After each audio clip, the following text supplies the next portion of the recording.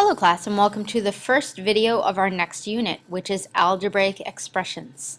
So please write the title of this video on your paper. It is Writing Algebraic Expressions Using Clue Words. Here's the first slide. Here are a couple definitions you need to write down, so please make sure you pause the video and write this down. Our first word is variable. So this is a letter or symbol that represents an unknown number or quantity. And I've been writing this using like X or Y. You could use Z. You could use any letter or symbol. So you could even use like a triangle, or you can use a circle. This is just so you know that it's not a number, that we don't know it. Okay. We also have, secondly, we have numerical expression. This is a number sentence that does not include an equal sign. So it could be like 2 plus 2, but we are not including an equal sign, so we're not going to say it equals 4. We're just leaving it as 2 plus 2. This is a numerical expression. Here we have variable expression. This is similar to a numerical expression, except it has a variable. So it's a number sentence with variables that does not include an equal sign. So an example would be like 3y minus 8. Okay? Let's try the next slide. Here's a couple important clue words. So for addition, we have more than, greater than, total, sum, increased by, add or plus. For subtraction, we have decreased by, take away, subtract from, difference between, subtract, less than, remainder. For multiplication, we have product, multiple, twice or double, means the same thing, times, of, remember of, or triple.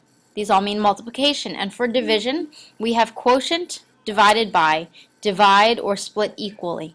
So this needs to be in your notebook, so please make sure you pause this video and write this down. Here's the next slide. Here's a couple special rules for multiplication. So multiplication expressions should be written in side-by-side form, with the number always in front of the variable. So we cannot write this like this, A3. This is not correct in algebra. No one will know what you're talking about. So you have to write 3A, and it means 3 times A. Remember, this dot means times. Because X, we use X as a variable. Okay? So 2t, we can write this as 2 times t. This is what this means. Okay? It does not mean 2 plus t. It means 2 times t. So of course, this, you can probably guess this means 1 5/10 times c. And this right here means 4/10 times f. All right? So make sure you have this in your notes and you understand what this means when you have a number next to a variable. Okay, here's the next slide. Here's a couple special rules for division. The division expression should be written using the fraction bar instead of the traditional division sign.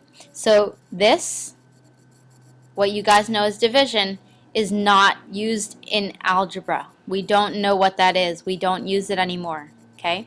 So you guys already know that this means to divide. So that means C goes in the house, right? Your numerator goes in the house always. Your denominator goes outside the house. This is how we divide now. Okay? So we have t divided by 5, 3 divided by x. All right? So please make sure this is in your notes, and here's the next slide. We're going to try a couple examples together. So this first one, this says the sum of 10 and a number. So we're going to write an algebraic expression for this word sentence. Okay? So the sum, this means addition. So we know we're going to be adding. So the sum of 10 and a number. So I can write for this expression, it would be 10 plus a number. And I can use any letter or shape. We use letters mostly in algebra. So I'm just going to write n, okay, to represent my number. So 10 plus n. This is the sum of 10 and a number. Okay, here's the second one. A number t decreased by 4. So they specify what the variable letter you should use is. So they say t. Usually they write it in cursive for algebra. So you can write a cursive t like this. Decreased, which means take away, right, by 4. So this is how we write this number sentence, or this algebraic expression. We write a number t decreased by 4. Okay, here's the third one, twice the number x. So again, they give us the variable. They make sure to tell us that it is x. Okay, and twice the number, that means multiplication, and it means 2 times the number, right? And remember, we can write it like this, 2 times x, but really in algebra you should write it, and these are equal, you should write it like this, 2x. So this means twice the number x. Okay, and here's the last one, the quotient.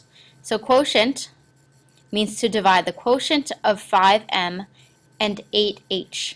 So we have 5m and 8h.